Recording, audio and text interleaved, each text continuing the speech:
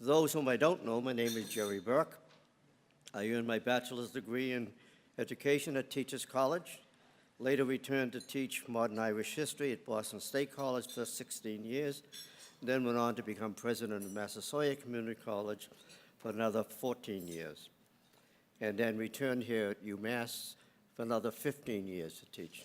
Took them all that time to find me out. So,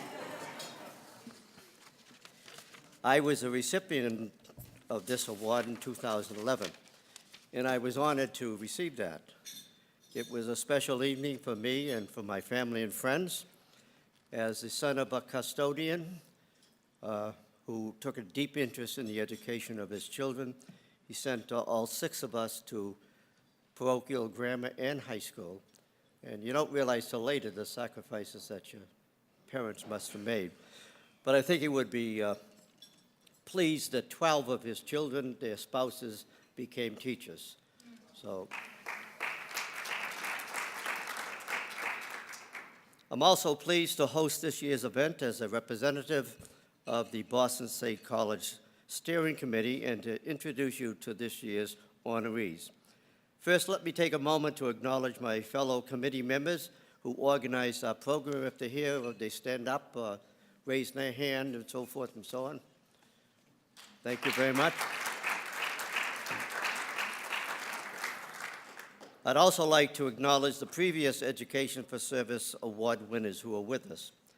Alumni Pat Cronin, Tom Feen, who couldn't make it today, Mary Grasser O'Neill, Michael Taylor, Carol D'Souza, Peter Safaris, my good friend, is here, and not to be slighted at all is Dr. John Moon, who was one of my professors at Teachers College, then became a colleague of mine for 16 years, and is a good friend of mine.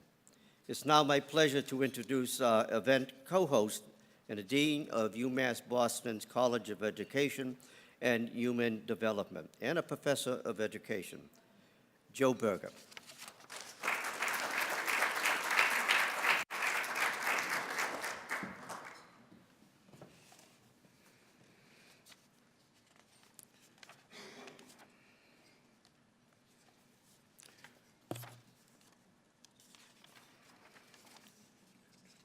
All right, I just have to find my place here.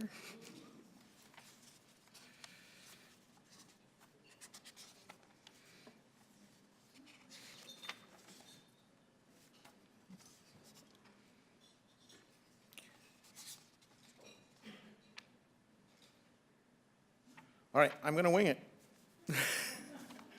So, as Jerry said, I'm Joe Berger, the Dean of the College of Education and Human Development. This is my second year here, and I've had the privilege to be able to, over the last year and a half, get to know more about the history of UMass Boston, to know about the deep roots that we have with Boston State College, and then the deeper roots with what was originally, the Boston Normal School, Boston State Teachers College. And so there's a long tradition and foundation for our whole university that is based on education.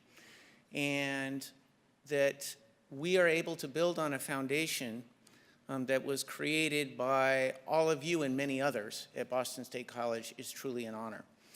And the motto from Boston State College, education for service, it's not just a phrase, and it's not just something that sounds nice, but it's a principled guide for action. And it's a guide for action that still informs and drives the very work that we do today. And so as we look at the UMass Boston and the role that we play, the mission that we have, and the work that we do in the community, it's true that education for service is deeply imprinted in the DNA, particularly for the College of Education and Human Development. And so being here with all of you is truly my privilege. And it's an honor that we get to award some really distinguished alumni here with the Education for Service Awards. And I know that there's a lot of talent here in this room and among all of your colleagues. I also know that it's a lot of work to put this together, and I do want to recognize the alumni volunteers who serve on the Boston State College Steering Committee. They include my friend Jerry Burke, class of '59, former professor Ed Cosgrove, Patricia Cronin, class of '59, staff member Linda Perotto, and retired staff member Carol D'Souza. And I want to thank them for their voluntary leadership and their efforts in bringing us here together today.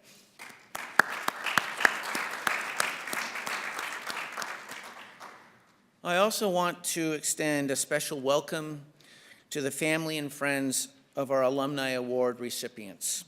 Martha Early Colamaria, class of '49, Leonard Deangelis, class of '63, and Ann Finizio Cosgrove, class of '64.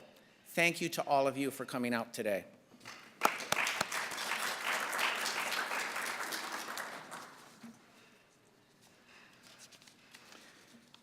So now what I'd like to do is shift, and it is my great pleasure to introduce the Interim Chancellor of the University of Massachusetts, Boston, Katherine Newman. Prior to joining our campus on July 1st, she served as Senior Vice President for Academic Affairs in the Office of the President of the University of Massachusetts and as Provost of the Amherst campus from 2014 to 2017. The former James Knapp Dean of Arts and Sciences at Johns Hopkins University, Dr. Newman has also served as a faculty member or academic leader at Princeton, Harvard, and Columbia universities. Throughout her distinguished career in higher education, she has remained an active scholar, completing 15 books and 5 edited volumes. Her research focuses on issues of poverty and policy and social mobility. Her next book, Downhill from Here, Retirement, Insecurity in the Age of Inequality, will be published in January of 2019. And I can tell you from the privilege that I've had of personally working with Katherine for almost 5 years now in a variety of roles, that Katherine brings the type of integrity, work ethic, intellectual insights, and valued passion that perfectly aligns with the mission of this great university and certainly embodies the motto, education for service. So, welcome, Katherine.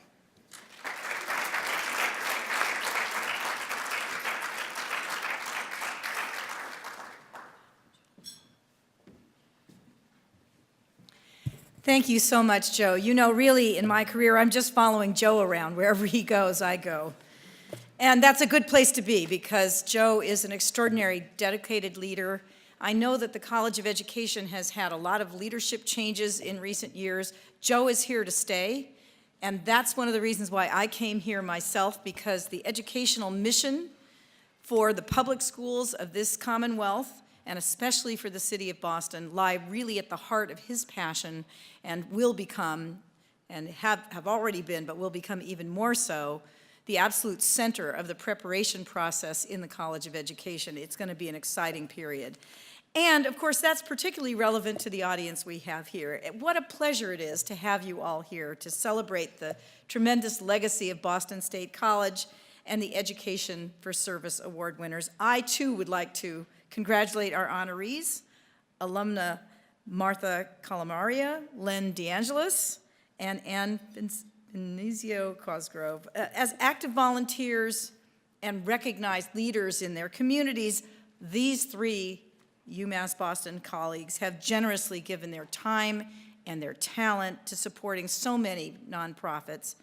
Their professional lives as educators and the countless contributions they have made to so many charitable causes truly do qualify them for the Boston State College motto, Education for Service. Well, like Dean Berger, I've also been inspired to learn about the rich history of Boston State College and the role that this incredibly important public higher education institution has played in the history of our city and in the Commonwealth. You know, its legacy lives on in the lives of thousands of its graduates, as well as all of the young people that you have had an opportunity to teach. Many of the people in this room pursued public service careers in fields like education, healthcare, law enforcement, government, and so many other fields. Here at UMass Boston, the college's influence, its long legacy, is most visible in Joe Berger's College of Education and Human Development and in our College of Nursing and Health Sciences, both of which originated on Huntington Avenue. And it's evident in the classrooms and the offices where former faculty and staff bring their commitment to public higher education to serve our students every day. And of course, on the floor below us, the Boston State College room, with its very colorful collection of memorabilia, brings the story of the college to us for today's undergraduates. You know, as the new chancellor here at UMass Boston, I recognize that the university's progress was made possible by scores, by hundreds of faculty members, staff, and leaders who preceded me at Boston State College and here at UMass Boston. And I'm very grateful as well to the alumni for all their generous support to the university, and especially to today's students. You know, our students are first-generation college students for the most part. Probably 65% of them are first generation. Many of them come to us as low-income working students, very much like their Boston College predecessors. They need the support that you provide so that they can become successful and move up that long arc to the professional careers they're eager to have. And that is why your contributions to the Boston State College Scholarship Fund are absolutely essential to ensuring their future. A portion of the proceeds from the event we have today is going to help support that endowed fund, which I am pleased to tell you now has a market value of over $91,000. Let's have a round of applause for that.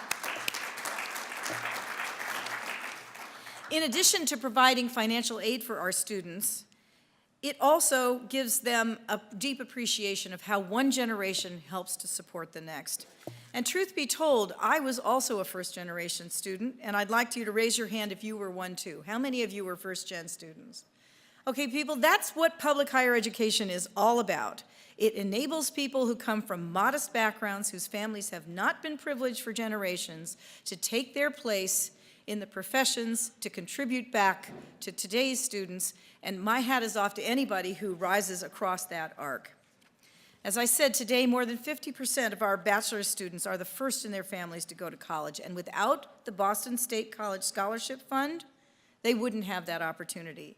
It supports people like Gloria Bel Rivas. Let me tell you a little bit about her. Last year, she received the Boston State Scholarship, and in May, she became the first person in her family to graduate from college. She is an immigrant from El Salvador, but she grew up here in Boston and majored in history in the Honors College. Hear that, Len? Another history major. She wanted me to give you a special message. She says, "Thank you. There are no words to describe the immense gratitude I feel for the contribution that you made to my education. There have always been people along the way to help me take my next steps, and you are among them. Eventually," she says, "I want to pursue a master's, a PhD, or a JD, and you have given me the ability to consider all of these options through your scholarship. I plan to graduate a year early, and this scholarship will help me put money toward my LSAT preparation course. She wants to be an advocate for women, for immigrants and children, and law and education are the fields she's most interested in pursuing in order to achieve her dream." What an inspirational message is that, and we have hundreds of students just like her. Whatever profession she pursues, whatever she decides to do, the Boston State College Scholarship is going to be the reason why she's able to get where she goes and to pursue education for service. So on her behalf, and on behalf of all of the many students who benefit from your generosity, I want to say thank you. I also want to give you a little bit of an update, as long as you come here, to tell you a little bit about some of the things going on in the university. First of all, Len now lives in Newport. If you look out that doorway there, and you look at the beautiful green lawns in front of the university, I would say you could be in Newport. It's absolutely beautiful. Gone are those big piles of dirt that were taller than I am, and out there is a beautiful green lawn where our students can gather, and I think we're going to try and host graduation there this coming year, just to celebrate being able to do so. I'm sure you're aware that we opened the first residence halls ever to exist on this campus in September, and that is a huge milestone. For the first time in the university's history, over 1,000 students live here on campus, and we now have a 24/7 campus life. That's about 40% of the students in our freshman class. And I want you to know that in the same spirit as the generosity of your scholarship contributions, the university itself gave $1.4 million to ensure that the students living in the residence halls look just like the students who enter the freshman class more generally. Because students who come from low-income backgrounds would not have been able to afford to live in those dorms without that contribution. But because we provided it, 25% of the residents in the halls are Pell eligible, and 43% are underrepresented minorities. That is a legacy to be proud of. That is not something done at every university, and that is true to the spirit of UMass Boston. Yes, let's have a round of applause for that. Since many of you are in education, I know you will appreciate some of the investments we're making to improve the education we provide to our students here. And there are many. We are totally committed and laser focused on student success. And so how are we going to achieve our goals? First of all, we are increasing the reach and the consistency of advising. We are incorporating for the first time predictive analytics to better catch students who might need extra support in advance, because predictive analytics can help us identify where those students are and catch them with extra support before they wobble in a way that's consequential. We are increasing access to mental health services. Those of you who track this in the newspapers know that there is an unprecedented rise in the demand for mental health services on every university campus. We are analyzing where students are encountering course bottlenecks, courses that are not being provided at the right time or on the right day and impede their graduation. We're going to focus on this and make sure that we reschedule so that we're able to enhance timely graduation. We're looking at ways to encourage greater social integration for commuter students, because our students are still predominantly commuter students, and they will be for the foreseeable future. Students who commute often feel more distant from the university. We need to find ways to make sure they feel like they're part of this family. On the academic side of the house, my colleague, the provost, Emily McDermott, is leading the development of an academic master plan, along with Dean Berger, who she's entrusted with the hard work of actually pulling that together. And it will be complemented by a capital plan and a master plan overall, because we're actually at the end of the last master plan. So it's time to plan for the future. And I will tell you, as I've told many audiences, that one of the things that's right in my laser line of sight is the pump house. How many of you remember the pump house? Pump house, okay, big 1883 building at the other end of the campus. Beautiful old castle that right now has got trees growing through the roof. It's been neglected for decades. But when I'm done with it, it's going to be a stunning new entry to the campus. Those of you who've been looking around at the Bayside Expo site, how many of you remember Bayside Expo? Anybody? Yes. Well, some very clever people decided that UMass Boston should have ownership of Bayside, and so we are the proud owners of 22 acres of waterfront property, the last waterfront neighborhood in the city of Boston. That is a huge opportunity for UMass, because we will be able to attract firms of the future who will locate there and open up job opportunities, internships, research support for our faculty, and we will be able to develop a kind of academic neighborhood, if you will, academic and commercial neighborhood that is really going to help the campus financially and in terms of its growth patterns. Finally, just a harbinger of things to come, we are the proud recipients of a $5 million pledge from the New Balance Company to support a brand new program in sports management and leadership for students in our Bachelor of Arts program. This is the single largest donation in the history of UMass Boston, and I am hoping there are going to be many, many more. So on that note, let me introduce another one of my new colleagues, Adam Wise. Adam, if you could stand. Adam is the Vice Chancellor for Advancement. We stole him from BU, where he was one of the architects of their very successful philanthropic programs that are bringing in something in the neighborhood of $1.3 billion. That's with a B. And I have told Adam that I'm looking for him to have a second act of exactly the same kind here at UMass Boston. So these are just a few updates, highlights of some of the things going on in the university. I wanted you to know about them because you are part of our family. Our family stretches all the way back to our Boston State days and stretches all the way forward to the new day that you can see all around this beautiful building here at UMass Boston. But in closing, I have to say, buildings are wonderful. We celebrate them. They help us do all kinds of things we want to do. But the real celebration here is about the people. It's about the students. It's about these incredibly hardworking, salt-of-the-earth students that we have now, who I think are genuinely credits to your legacy. And I know you're going to help us support them through the scholarship funds, and I think you'll be very, very proud of what they're able to achieve on behalf of all of us. So welcome, friends and colleagues. Happy celebration for this great event. Glad that you could be with us. Excuse me. Are you having a good time? Well, that's good because it's too late to have lunch anywhere else.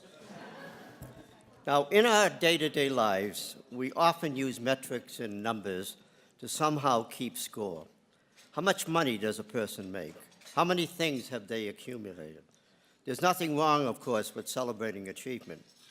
But I think we realize and understand that the true measure of life is not in how much one amasses or how many trophies one accumulates over time. Today in this room, we understand that the true value of life cannot easily be measured by numbers and by metrics. After all, how does one measure the impact one person has in the life of another? And then compound that with collateral impacts that impact had on the lives of others, especially children. Fortunately for us, we have great examples of this right here with us today. Martha Colamaria and Cosgrove, Leonard Deangelis. So I ask again, how do we measure life? For us in this room, we know there is no number to be calculated, no metric to be measured that can fully explain the impact that our honorees have had on us, on our communities, and on the countless children whose lives they have touched. By any measure, they are the best among us, and they represent us as community leaders, as teachers, and as people. And we are honored to be here today to celebrate them and the amazing impact that they have had in the lives of so many people. I tried to think of a poem or a saying that would encompass the dedication, the commitment, the time, and the effort, the outstanding contributions that our honorees represent. I first turned to one of my favorite philosophers, Emma Bombeck. And she had many things to say, but nothing that quite filled the bill for tonight. And then I thought of that transcendentalist essayist, Ralph Waldo Emerson. And this is what he wrote that I find describes our honorees so well. To laugh often and much, to win the respect of intelligent people and the affection of children, to earn the appreciation of honest critics, and to endure the betrayal of false friends, to appreciate beauty, to find the best in others, to leave the world a better place, whether by a garden patch, a healthy child, or a redeemed social condition. To know that even one life has breathed easier because you have lived, and that is to be successful.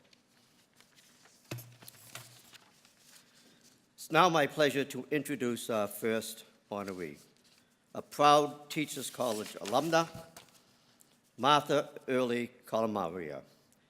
As a 1949 graduate of Boston Teachers College, your career, Martha, in public education spans decades.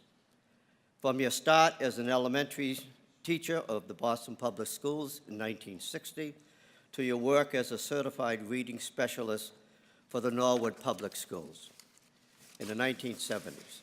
Your dedication for your students and their academic growth is extraordinary. You brought this dedication to student success beyond the classroom. After collaborating with Raytheon, you planned and implemented a leadership conference to children looking to excel in the STEM-related pursuits. A champion for literacy, you work with the Literacy Volunteers of America and help to create and coordinate a literacy tutor program in your community. Beyond your work with the tutor program, you became a leader figure in the Delta Kappa Gamma, an international society for key women educators, which further established you as an advocate for literacy.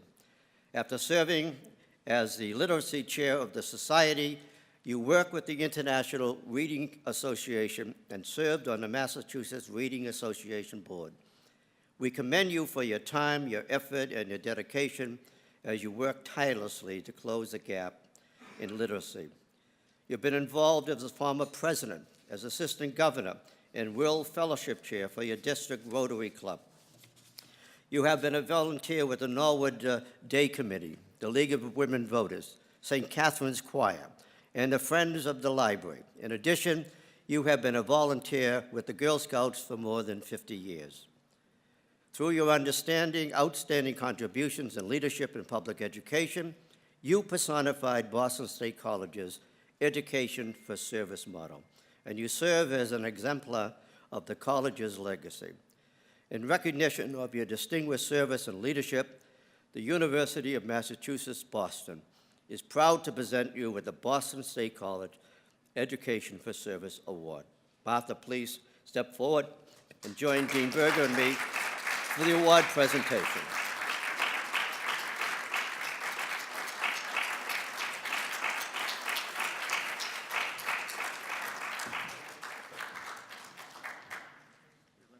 I love Martha because we can see eye to eye. I have to look up to you. Oh, that's wonderful. Thank you. Can I just say thank you? Oh, of course you. Thank you. Thank you very much. I represent Boston Teachers College, and we laid the cornerstone for UMass. So we are a college of about 60 students, all women before the war ended. I think the thing that I'm most grateful for is the training that I received at Boston Teachers College. I've attended other schools. Through the years, I've worked with many other teachers who excelled in their particular subject, but they didn't have the skill in transferring that knowledge to the students. So I think it's a love of teaching. I think it's a gift that we were given by our faculty at Boston Teachers College, that we not only learned our curriculum, but we learned the techniques of teaching and learning skills so that we were able to communicate with the children and have a career in teaching. And I'm very grateful for my education that I received at Boston Teachers College, and I think you've continued that in UMass. I'm very proud to be here today. Thank you.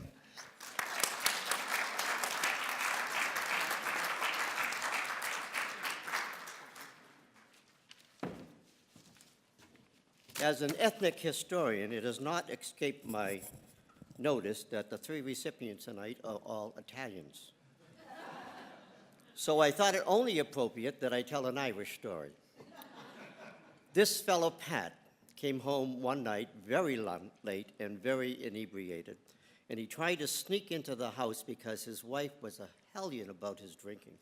So he took his shoes off. He tiptoed across the foyer. He began climbing the steps, and he tripped, and he sat down hard on the stairs. The problem was he had a pint bottle of liquor in his back pocket, and it broke. The pain was excruciating. He took himself over to the hall mirror, took his pants down. He must have been bleeding in at least a dozen places. He dragged himself into the bathroom, came out with a box of bandages, did the same thing, went before the mirror, took his pants down, put bandages in all the cuts, and then he crept up to bed. That morning, his wife is standing over him. You came home drunk again, didn't you? I didn't. You did. I did not. You did. Well, how do you know?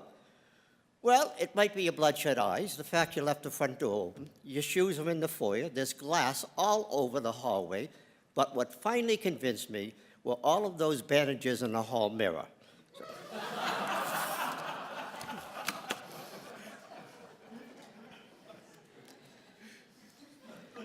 Our next recipient is Leonard Deangelis. Len, you began your pursuit in education in Rhode Island, where you were quickly revered by students and faculty alike. Your commitment, your knowledge, your dedication were embraced by those in your community, and you were soon recognized for your drive and your ambition. You were chosen as Rhode Island's Teacher of the Year, and you lived up to the title in the years that followed as you lent your voice to different causes in the teaching community. After serving as the English Department Chair on the Rhode Island's Council of Teachers of English Board, you served on the Stopover Services Board in the Art League of Rhode Island.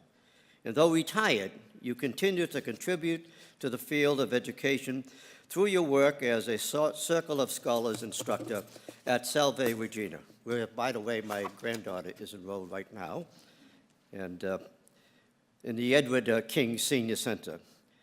You are really the living embodiment of the clerk in Chaucer's Canterbury Tales, of whom it was said, "Gladly would he learn and gladly teach." Moreover, your contributions to the community did not end in the classroom. An avid volunteer with ambition and drive that we seldom see, you provided music during the holidays to the nursing homes in Rhode Island. You organized a record hop fundraiser for Sunshine Kids, and you served as PTA president at St. Michael's School in Rhode Island. Something particularly noteworthy about your volunteerism is that you were a trained AIDS buddy who helped those affected pass on with some help and some dignity when families discarded them and shame engulfed them. This was during a time when resources and knowledge were limited. According to the state buddies program, you were allowed to have only one client at a time because of the emotional investment and time that was required. You independently took on 2 more clients who requested you, and you left the state's assignment of clients because the policy would not allow this. This very gesture speaks volumes about your character, more than words can do justice to. Through your outstanding contributions and your leadership in public education, you personified Boston State College's Education for Service motto, and you serve as an exemplar of the college's legacy. In recognition of your distinguished service and leadership, the University of Massachusetts Boston is proud to present you with the Boston State College Education for Service Award. Len, please step forward and join Dean Berger and me in our presentation.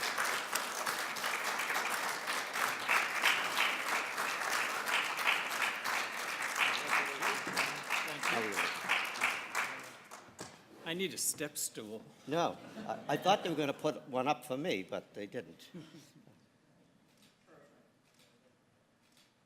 So you can say a few words. I will say a few words. Here, I can go take the lead.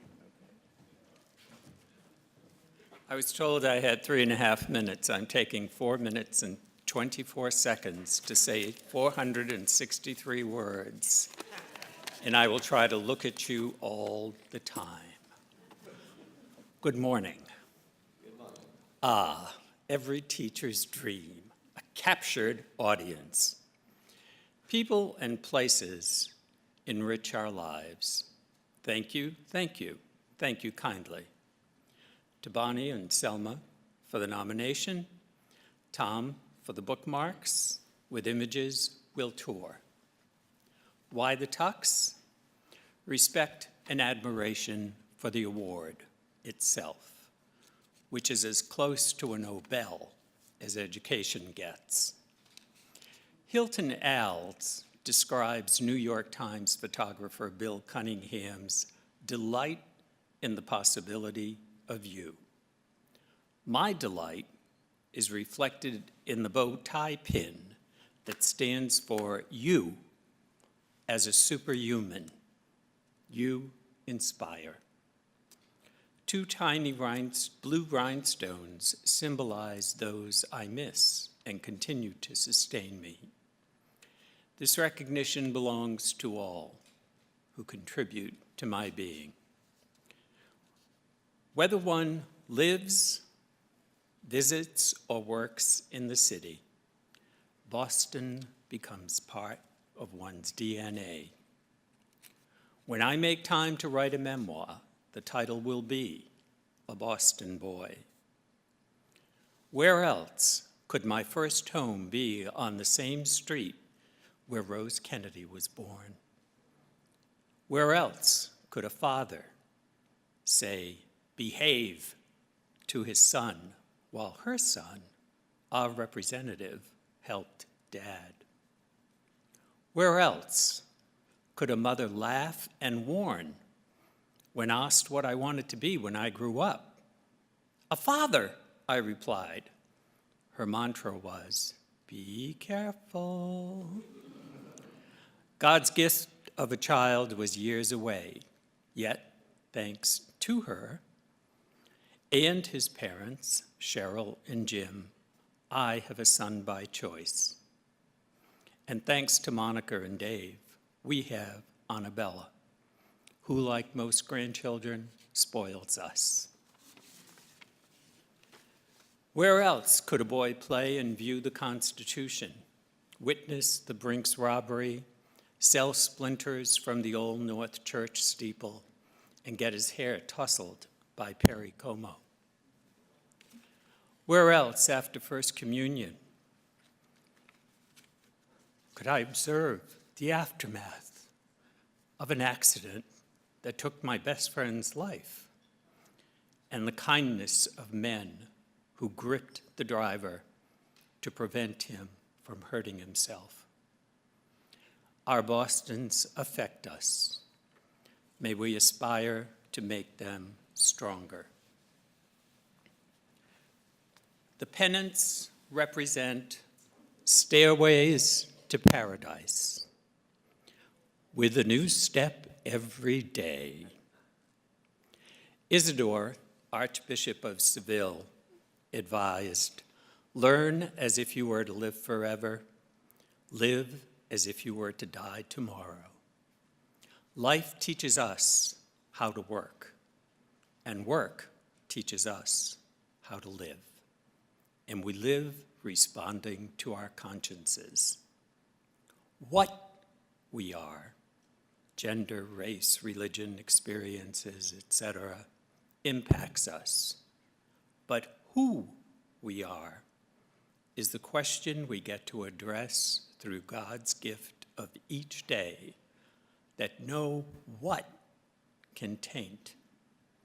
How we cope and adjust to what we are allows us the freedom, the choice, timshel, to be who we want to be.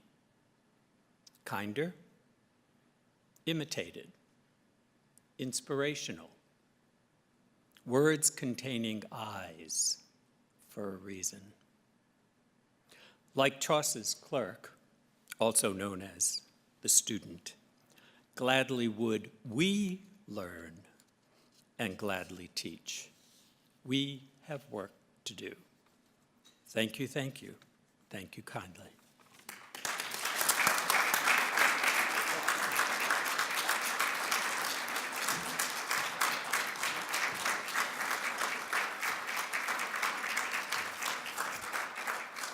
Thank you very much, Len, for those very thoughtful words. There was this elderly gentleman in Ireland, and he went to his physician for his annual checkup. And the doctor said, listen, when you finish dressing, I'd like to see you in my outer office. So that's what transpired. And about a week later, the doctor is walking down the main street in the village, and across the street, he sees his patient. And he had this stunning blonde in his eye and a big grin in his face. So the doctor didn't want to embarrass him in front of the lady, so he waited. He saw him a couple of days later. Hey, what's with the blonde and the grin? Just following your orders, doctor. Which will what? Find a hot mama and be cheerful. No, I said you have a heart murmur, be careful.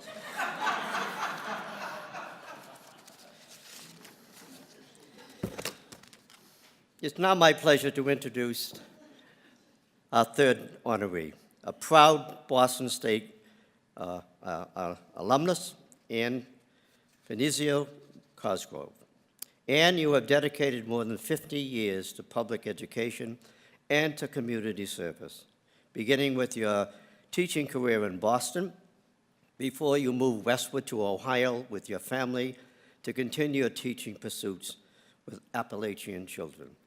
After your own children had grown, you moved back to Massachusetts, and you spent 22 years teaching kindergarten at St. Patrick's School in Roxbury. Currently, as a retiree, you continue caring for and helping students as you serve on the school's advisory board. Outside of your professional endeavors, you have served on several committees in St. Joseph's Parish and have been an asset in the Needham Community Council. One accomplishment that is particularly notable is that you were the founder and the chair of the longest-running block party in Needham, serving in that position for 25 of the 45 years. You are a member and former president of the Needham Exchange Club, which is the largest and most active service organization in the town of Needham and provides scholarships for high school students. Your involvement with this organization has made it possible for your town to hold an annual 4th of July celebration, which you have helped to organize and to run each year through fundraising efforts in the club. In addition, you are a member of the Needham Senior Center Advisory Council, as well as a registrar of voters in your town. Through your outstanding contributions and your leadership in public education, you also personify Boston State College's Education for Service motto and serve again as an exemplar of the college's legacy. In recognition of your distinguished service and leadership, the University of Massachusetts Boston is proud to present you with the Boston State College Education for Service Award. Please come up, Dan.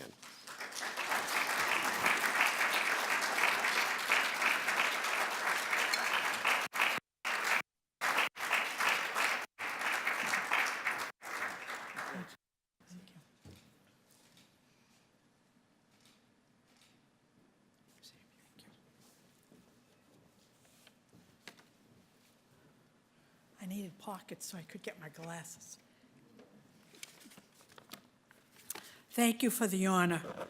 Education for service, the motto of Boston State College, was and is in my DNA. I graduated in the exciting era of John F. Kennedy. His call to action motivated and challenged us to become involved and help our fellow man. Ask not what your country can do for you, but what you can do for your country. We heard him say these words firsthand. I graduated in 1964. While in college, I was on the Volunteer Service Bureau, and Edith Deangelis was a faculty advisor. She was the inspirational force of this committee and very deservedly received this award a few years ago. I have been involved in service projects ever since, in school, in my community, and in church. I have taught in the inner city of Boston and in Hamilton, Ohio, where the children came from Appalachia and the hollows of Kentucky. If you have read the book Hillbilly Elegy, you are reading about the families I worked with. I am no longer teaching full-time, but I still volunteer, tutor, and serve on the school board at St. Patrick's School in Roxbury, where I taught for 22 years. Service to others is invigorating.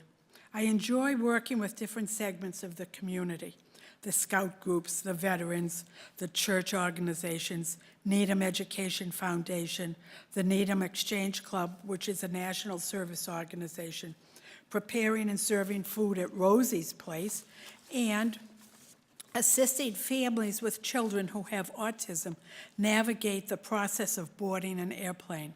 This is with the Charles River Center and their program called Wings for Autism. It started in Needham and has now gone nationwide. The people you meet along the way are fabulous. They keep you going and are appreciative of all the services we offer. Once again, thank you for this honor.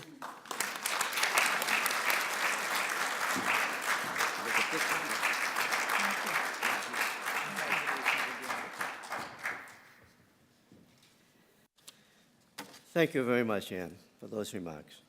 I do have another story, however. My father has a second cousin once removed in Ireland. We tried to remove him several times, and he persists in staying. But coincidentally, his name is Pat as well. And Pat lives in one of these row houses in Dublin that has a little garden in front and a bigger garden in back. But his hobby is he raises racing pigeons, which is very popular in Ireland and in England. And he had a national champion. Some of these pigeons go for $5,000. And his national champion laid an egg in his neighbor's yard, newly arrived from London. So Pat went over and very politely asked if he could retrieve the egg. And the Londoner says, possession is 9/10 of the law. It's my egg now. You can't have it. Well, Pat was kind of taken aback. He said, well, this isn't London. We don't fool around with lawyers and judges and decisions in court. Here we settle things man to man. Well, what did you have in mind, said the Englishman. Well, we'll each take a punch at each other, and who's ever left standing gets the egg. Well, the Englishman was 6'2", and Pat was a little shorter than I am. And he said, well, Pat said, I'll go first because it's my egg. Well, he leaped up and he punched the Englishman in the face as hard as he could. It sent shock waves up Pat's arm. He broke the man's nose, knocked out 3 teeth. The Englishman was staggering and reached back and held the fence so he wouldn't fall down. And after shaking his head, he looked at Pat. He said, okay, Mick, he said, it's my turn now. And Pat said, keep the egg.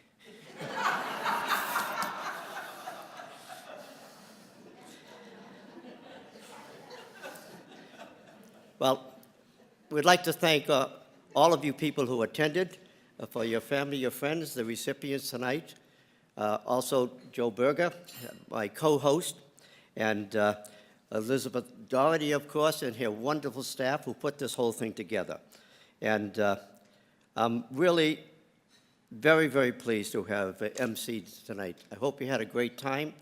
Have a rest of the evening, enjoy yourselves, and hopefully we'll see some of you next year as well. Thank you.